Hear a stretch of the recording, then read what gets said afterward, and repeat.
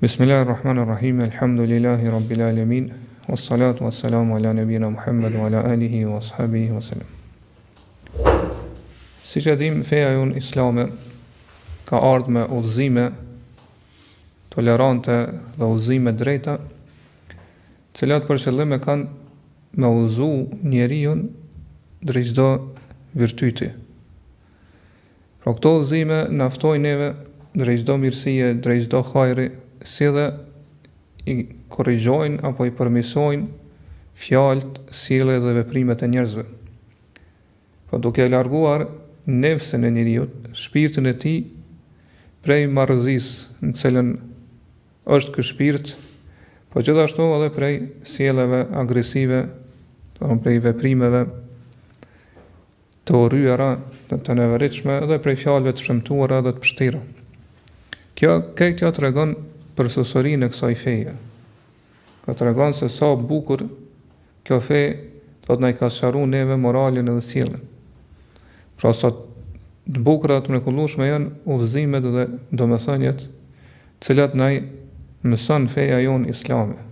Prandaj këto, pra feja islame dëshiron me na udhëheq edhe me na dërgu neve drejt morale dhe sjelljeve të përkryera, drejt atyre veprave cilat e përmbledhin mirësinë, pra atyre sjelljeve cilat janë bazë e devotshmërisë dhe bazë e mirësisë, pra në raportet mes njerëzve, në rrethanat edhe gjendjen në cilat kalojnë njerëzit në përgjithësi, pra për çdo gjë që do të më vepru apo që do të më praktikë edhe mos më vepru.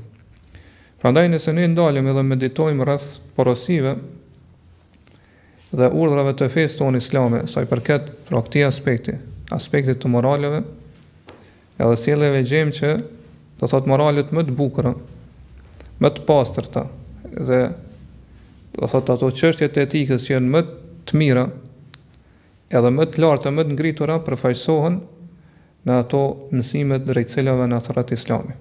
E ne sot inshallah do të ndalemi edhe do të flasim për një sjellje apo moral madhështor, rreth cilës na fton edhe na thret feja jonë islame, e që siç do ta shohim prej desit, ky moral realisht është ai morali i cili e përmbledh të gjithë hajrin, të gjithë mirësinë. Pra është në bazë dhe themel i çdo virtyti edhe i çdo mirësjellje. Në Sahihun e Buhariut transmetohet prej Abu Hurajres radhiyallahu anhu se një njeri erdhi te pejgamberi sallallahu alaihi wasallam edhe kërkoi prej tij që me porosit me diçka. Pra sahabët gjithmonë ose shpesh kanë ardhur te pejgamberi sallallahu alaihi wasallam dhe kanë kërkuar këshilla dhe porosi prej tij. Atëherë pejgamberi sallallahu alaihi wasallam ka thënë la taghlab, mos u zemëro. Ky njeri e përsëriti kërkesën e tij shumë herë dhe pejgamberi sallallahu alaihi wasallam vazhdimisht i përgjigjej në njëjtë mënyrë. La taghlab, mos u zemëro.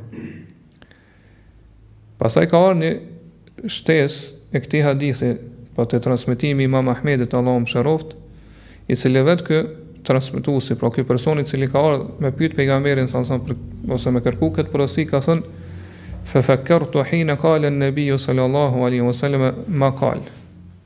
Thot mas një kohë u ndala dhe mendova thellë rreth asaj që më tha pejgamberi sallallahu alaihi wasallam, që mos u zemëro. Po pse pejgamberi sa vazhdimisht më përgjigjet në këtë mënyrë? U ndala dhe meditova rreth saj. Qala fa idha al-ghadabu yajma'u sharra kullahu. Edhe pas që vërtet zemërimi e përmbledh të gjithë të keqen. Po gjithë ato këqijat që mundën më ndodh njeriu përmbledhen edhe të bëhen te zemërimi. Prandaj ne do të ndalemi të meditojmë për ato pasojat e rënda edhe pasojat fatale, të cilat i ndodhin njeriu kur ai do thotë zemërohet. Pas çështë amalar çfarë sjellje agresive, do thot vepra të shëmtuara edhe fjalë të neveritshme edhe do thot të pamatura dalin prej njeriu kur ai zemërohet. Po kur njeriu siç e dimë arrin atë kulmin e zemërimit, por kur është në këtë gjendje, atëherë ai kalon në një lloj çmendurie. Edhe zakonisht pasi të kalon zemërimi, çdo kush i cili do thot e ka leju veten me në këtë gjendje, me ran këtë nivel, do të bie pishman dhe do të pendohet. Prandaj përpara kanë thënë një fjalë shumë të bukur kur e kanë përshkruar zemrimin, ka thënë awwaluhu junun wa nihayatuhu nadam. Fillimi i zemrimit është çmenduri, kurse fundi i tij është pendim. Pra se që dim, zemrimi është kur gjaku i zemrës fillon të vloj.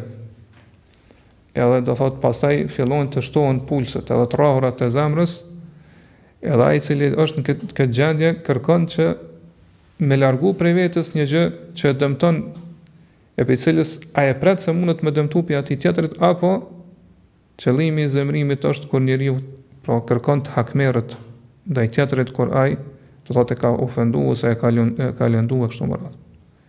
Edhe ai do thotë kërkon të hakmerët kundër tij, ose duke e shoh, duke ofendu për me fjalë këqija, ose me veprime edhe gjithse jo të mira pra të urryer apo të nevojshme. E kur zemrimi pra e shton intensitetin e tij, edhe do thot presionin e tij në zemrën e njeriut, atëherë njeriu pra nuk ka mundësi ta kontrollojë veten e tij. Nuk ka mundësi të mbajë frerët e nefsit vetes tij. Atëherë do thot prej këto që është thamë prej gjuhës tij dalin gjitha të këqija, do të sharjet, mallkimet, ofendimet, do të fjalë të pamatura, po ashtu edhe për gjymtyrëve tij, do thot për ekstremiteteve tij, pra për durrëve dhe këmbëve tij dalin gjithashtu, do thot ato gjitha të këqijat, ose vrasja tjetërit, ose goditja tjetërit, ose do thot dhunimi tjetërit e kështu me radhë.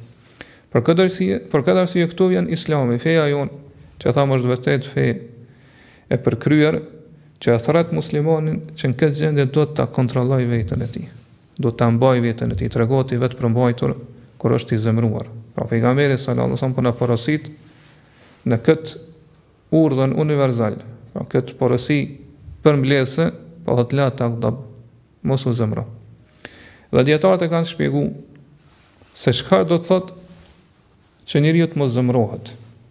Kur dihet që zemrimi është në natyrën e njeriut, mirë po çka ka kuptimin kur pejgamberi sallallahu alajhi wasallam po na porosit edhe po na urdhon që mos më zemroni.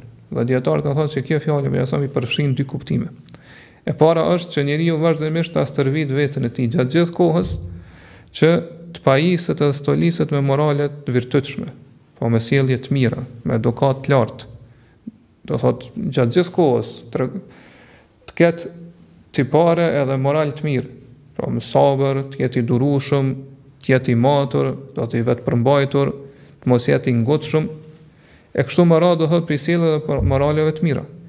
E pastaj kur vjen shkaku ose shkaktari i zemrimit, do thonë kur vjen ajo gjendje kur ai zemrohet, atëherë ai këtë gjendje ballafaqohet me të, do thotë me sjellje dhe morale të mira, me etikë të lartë, do thotë me moral të mirë, duke u treguar i përmbajtur, do thotë i durueshëm, edhe duke i matur gjërat, edhe duke mos u treguar i ngutshëm që pastaj t'i bie peshman, edhe të mendohet për pasojat. Çështja e dytë që e kanë komentuar dietarët se çka do thotë la taghdab, është se kur ty të kap zemrimi, atëherë kontrolloje veten tënde. Mos e lejo pra veten tënde që të vërsulet edhe të hidhet në sulm, pra gjatë kohës së zemrimit, ta sulmoj ose t'i vërsuli tjetërit me fjalë apo me vepra që e tha më lart. Mirë po mundohu mi kontrollu me tregu i përmbajtur, do thotë në fjalët edhe veprat e tua. Po mos e fal asnjë fjalë edhe mos e vepro asnjë veprim, asnjë gjest derisa të fiket edhe të shuhet gaca e zemrimit që është në zemrën tonë. Prandaj pejgamberi sallallahu alajhi wasallam këtu na i ka mësuar gjithashtu disa mënyra ose metoda se si na me kontrollu veten tonë kur jemi të zemruar, po mos me ra prej e zemrimit tonë. E para, po na ka mësuar pejgamberi sallallahu alajhi wasallam që me kërku mbrojtje edhe strehtë e Allah prej shejtanit të mallkuar. Ka se vërtet shejtani arrin me dëpërtu të njeriu. Do thonë gjatë kohës kur është i zemruar, po kur gjatë kohës kur shpërthan zemrimi i tij, edhe arrit me mashtru njeriu, po bën intrigë kundër njeriu, do thotë është një lloj tundimi edhe joshja e çuditshme se si arrin shejtani me të dëpërtuar të njeriu në këto momente, në këto çaste, edhe pra shtyn njeriu që mi bë këto veprime të shëmtuara apo mi thon këto fjalë të nevërritshme.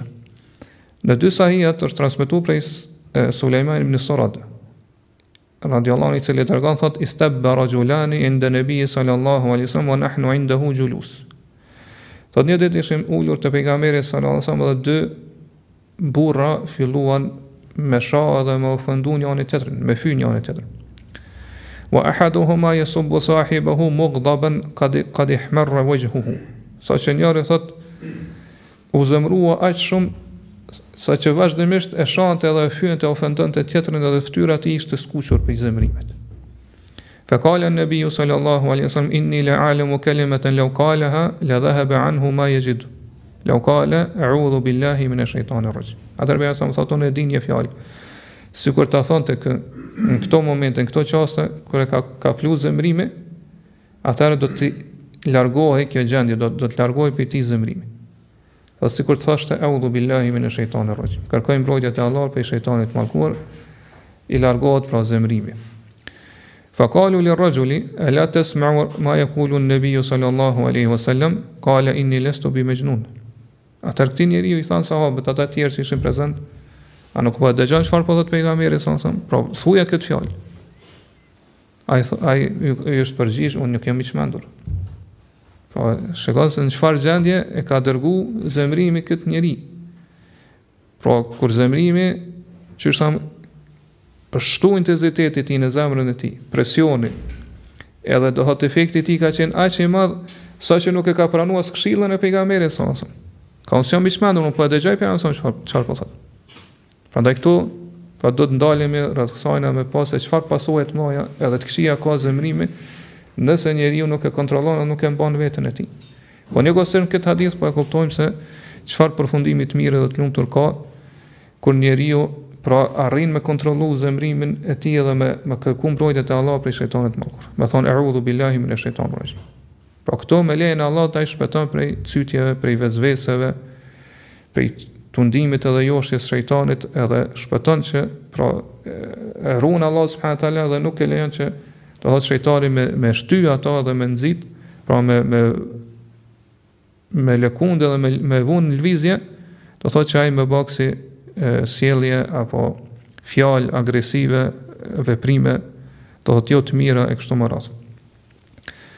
Allah subhanahu wa taala neve na ka urdhëruar në Kur'an, pra në surën Araf në ajetin e 200, që kur shejtani vjen edhe fillon me na bë cytje, do të fillon me na shty drejt keqes, me kërku mbrojtje te Allah subhanahu wa taala, me kërku streh prej shejtanit. Ai thot wa imma yanzaghannaka min ash-shaytani nazghun fasta'idh billah.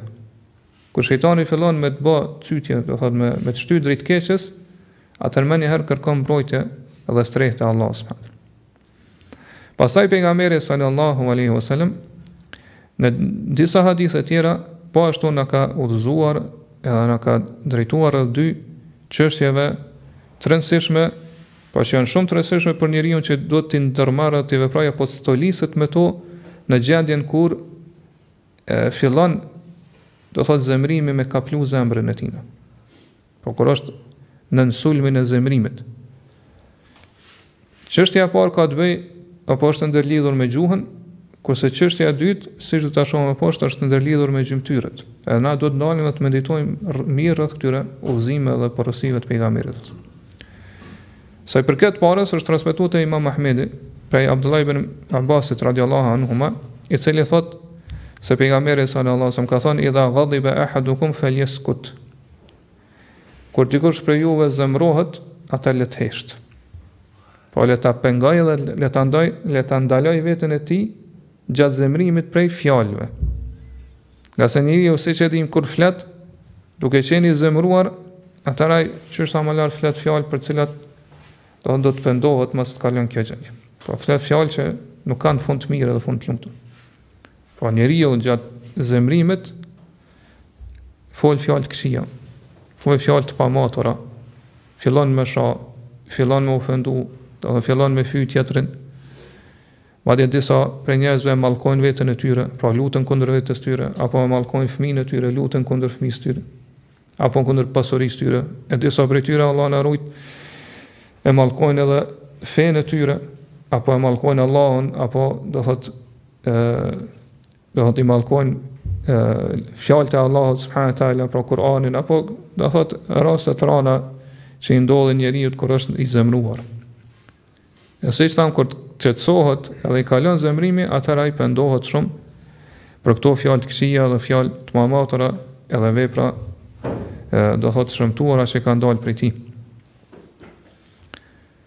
Pastaj çuçi po më lart, do njeriu kur fillon, do thotë kur është në këtë gjendje, do thotë kur është i zemruar edhe fillon të tërbohet edhe të flet për qartë, pra me kësi fjalë të ulta edhe të këqija, do të pamatura, ai llogaritet, ai do thotë kalon në gjendjen e të shmendurit, i cili e ka humbur mendjen. Edhe momenti që do thotë kalon ky shpërthimi i zemrimit, atëherë patjetër ka mu pendu për ato fjalë. Edhe siç do thotë përmendën dietarët, ka mundsi njeriu që gjatë kësaj gjendje do të mu betu edhe me dhon betime të fuqishme, edhe do thotë për veprat që janë ndaluar në Islam me vepru. Por shembull thotë pasha Allahun unë kam me myt ato, kam me vra, ose thotë pasha Allahun kam me shku dhe kam me rrej ato. Ose do thotë pasha Allahun unë do thotë kam i shkaktu diçka të keqe atij në dëm me kështu më radh. Gjëra që janë ndaluar në Islam, ose siç e dim gjatë zemrimit ka njeriu ka mundësi me divorcu krejt gruan e tij për shembull, nëse zemrohet me të. E shkurorëzon gruan e tij. E kështu më radh do thotë fjalë edhe vepra, do thotë pamatura, të shëmtuara, edhe të neveritshme që ju ndodhin njerëzve kur janë në gjendjen e zemrimit. Prandaj na këtu do të dalim të meditojmë për kësaj porosie të bekuar edhe kësaj këshillit bereqeshme që po na jep pejgamberi sallallahu alajhi wasallam. Idha ghadiba ahadukum falyaskut. Kur ndonjëri prej jush është i zemruar ose fillon të zemrohet, le të hesht. Pra mos ta flas asnjë fjalë vetme. Le ta kysh dhe le ta mbyll gojën e tij. Gjatë zemrimit le të ndalohet plotësisht prej të folurit. Nga se njeriu në atë gjendje nuk arrin me perceptu se çfarë po flet. Nuk arrin me ditë dhe me kuptu se çfarë është duke thënë. E nëse ai hesht, pra edhe nuk flet, derisa të shuhet edhe të fiket kjo gaca e zemrimit në zemrën e tij, pra derisa të kalon ai shpërthimi i zemrimit, atëherë pas asaj kohe do thotë ndalet, mendon, i mat gjërat edhe fol fjalë të sakta dhe korrekte, edhe do të ketë fund të mirë dhe fund të lumtur. Çështja e dytë që tham, ose porosia e dytë që na ka dhënë pejgamberi sallallahu alajhi wasallam, që ka të bëjë me vepra. Po ashtu te Imam Ahmedi transmetohet me hadith sakt prej Anas ibn Malikut radhiyallahu anhu, i cili tregon se pejgamberi sallallahu alaihi wasallam ka thënë: "Idha ghadiba ahadukum wa huwa qa'imun falyajlis. Fa idha dhahaba anhu al-ghadab wa illa falyattaji." Kur dikush prej juve zemërohet, edhe është në këmbë, atë le të ulet. Nëse i kalon zemrimi, për ndryshe thot le të shtrihet. Pra nëse nuk i kalon zemrimi as kur është ulur, atë le të shtrihet krejt. Pra këto do të ndalim edhe të meditojmë rreth gjendjes së atij i cili do thotë është në kulmin e zemrimit tina. Po kur ka fillu, do thotë ka shpërthy zemrimi te ai, edhe ka fillu, do thotë ai me pra është në gjendje që me fillu me mu vërsul edhe mu hidh në aksion. Nëse është në këmbë, po duke qëndruar në këmbë, edhe para tina është ai me cilën është zemru, atëherë ka shumë afër, edhe mundet shumë let ato, do thotë mu hakmar edhe me sulmu, do thotë me shkaktu dëme, do thotë zullum, pa drejtësi e kështu me radhë. Mirë, po nëse në këtë moment arrin me kontrollu veten, edhe më njëherë si të fillon, do thotë zemrimi ai ulet, atëherë veç se ka kriju një distancë mes tij dhe mes personit me cilën është zemru, edhe nuk ka mundësi pra që me dëmtu ato. E njeriu kur tulet pra edhe qetësohet zemrimi, elhamdulillah kjo është një mirësi e madhe. Mirë, po nëse edhe në këtë gjendje nuk i kalon zemrimi, atëherë duhet të shtrihet krejt. Që sa më pak më jam mësu vetes që me vepru me gjymtyrët e tina me mu hakmer ndaj tjetrit. Do thonë të shtrihet krejt fare. Mirë, po çysh sa më herët, më lart këtu shejtani i vjen njeriu edhe fillon edhe këtu mi bot sytin. Edhe i thotë çysh ai po të thot ty këtë mënyrë, po të zemrone, po të hedhrone, e ti po ulesh. Ti do të më qu, do të më kallëzu vendin atina. Ai po të zemron kurse ti po shtrihesh. Ku është burrnia, ku është krenaria? Edhe kështu fillon, pra shejtani fillon me fry njeriu, me bot sytje, do thot në zemrën e tij edhe në veshët e tij, edhe do thot mundohet me pengu për këtij sunete ose këtij udhëzimi drejt që na ka mësuar pejgamberi sallallahu alaihi wasallam për këtij veprimi madhor edhe të rëndësishëm që do të më ndërmarr njeriu, pra kur e ka plan zemërimi, nga se kjo është udhëzimi më i mirë, pra udhëzimi i pejgamberit sallallahu alaihi wasallam i cili na ka mësuar se si të veprojmë do thot në çdo gjendje, edhe në këtë gjendje pra kur jemi të zemëruar, në mënyrë që pra fundi jon të jetë i mirë dhe i lumtur. Prandaj nëse njeriu për shembull është i zemëruar me gruan e tij, atë që ka ardhur prej Aliut radhiyallahu anhu, ai do të dalë krejt prej shtëpisë.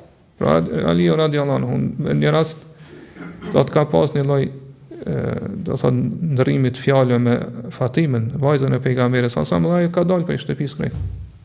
Pa ka shkuar ka flenë në xhami të pejgamberit sallallahu alaihi wasallam, siç ka ardhur në hadithet e sakta. Pra kështu do të më vepru njeriu, pra mu tërheq edhe mos më lën, do thot që fjalë të shtohen, pastaj do thot edhe veprimet e pamatura kështu më radh. Prandaj ne do të dalim edhe të meditojmë, do thot në këto dy udhëzime kaq madhore të rëndësishme që po na jep pejgamberi sallallahu alaihi wasallam. Pra e para kishte të bëjë me gjuhën, pra që njeriu ta kyç edhe ta bllokoj gjuhën e tij, por mos ta lejoj me nxjerr asnjë fjalë vetëm gjatë zemrimit. Edhe dyta, pra është e ndërlidhur me gjymtyrët. Pra që të ndalet edhe ta pengoj veten e tij prej të vepruarit prej lëvizjes, ose duke u ulur, ose duke ushtrirë kështu më radh. Ka ardhur në disa hadithe tjera që dietarët kanë mos pajtime rreth saksisë tyre që në këtë gjendje njeriu është mirë me shku dhe me marr abdes. Ato kemi do thotë shumë është një kuptim i rëndësishëm që e nxjerrin dietarën këtë aspekt për arsye se siç tham, do thotë zemrimi është një gaz që e hedh shejtanin në zemrën e njeriu, e abdesi patjetër që e shuan nxehtësinë e kësaj gace. Pra gjithashtu do thotë largohet prej vendit ose prej personit i cili me cilën është i zemëruar, po largohet, shkon larg këtij edhe shkon me marr abdes. Do thonë, edhe derisa të merr abdes ai ndalet edhe mundet me mendu se çfarë është duke vepruar, do thonë çfarë pasoja mundet me sjell, do thotë nëse ai fillon me bëj gjeste jo të mira, do thotë me mu hakmar ndaj tij, edhe në këtë mënyrë me lejen e Allahut subhanahu wa taala, pra fillon të shuhet edhe të fiket gaca e zemrimit në zemrën e tij. Edhe kjo është burrnia e vërtetë. Edhe kjo është krenaria e vërtetë. Edhe kjo është fuqia e vërtetë, kur njeriu arrin, do thotë mu vetë përmbajt, edhe arrin me kontrollu veten e tij gjatë zemrimit. Për këtë arsye pejgamberi sallallahu alajhi wasallam në ditë ka pyet sahabët kanë cilën e konsideroni që është njeriu i fuqishëm, ata nga thonë ai i cili do thotë kur me mundje me tjerë të arrin me dominu, me imposht ata. Pejgamberi sa ka thënë lejse shedidu bisura. I fuqishëm nuk është ai i cili i mund tjerët, pra kur të përlahen edhe kur të kapen. Innama shedidu alladhi yamliku nafsahu 'inda al-ghadab.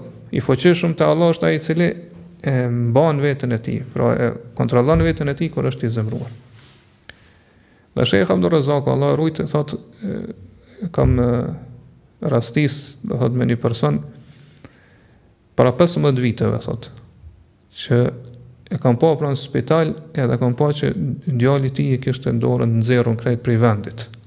Edhe pse ishte djali i vogël, domethënë biri i tij, djali i tij kishte vetëm 5 vjet parafresisht. Pra nuk e mbanin fare eshtrat dorën e tij. Thot edhe i priste rendin që me hyjtë mjeku mu kontrollu, edhe unë e pyeta, pra shfryzova rastin derisa ishte duke prit, edhe pyeta se do thonë çfarë ka ndodhur birit ton. Ata i thot Allah e vraf zemrimin. Pra kjo është një fjalë që e përdorin arabët, qatal Allahu al-ghadab, Allah e vraft zemrimin ose mallkoft. Thot ka qenë duke flajë në gjumë, edhe unë kam shku me zgjumë, mirë pa ai nuk mu ka përgjigj. Edhe pe zemrimit të madh, thot e kam kap fuqishëm, do për dorë, e kam tërheq edhe e kam nxjerr dorën prej vendit. Po ashtu thot shehu, kam dëgjuar me një rast që një prej dietarëve është pyet për një gruaje, cila ka kërku fetva për atij dietari, thot që burri i saj, bashorti i saj është zemëruar aq shumë sa që e ka godit me grusht. Thot edhe ja ka thyr këtë dhëm që i ka pas. Pra ka kërkuar me ditë se cili është gjykimi islam për këtë. Prandaj, do thot nëse ne ndalemi edhe shikojmë, do thot realitetin e njerëzve, se si janë raportet, marrëdhëniet e tyre brenda shtëpive tyre, me familjen e tyre, me gruan, me fëmin, apo edhe me tjerë të jashtë shtëpisë tyre. Pra gjatë biznisit, gjatë shitblerjes e kështu me radhë, e shohin që të shumica e njerëzve dominon gjendja e zemërimit.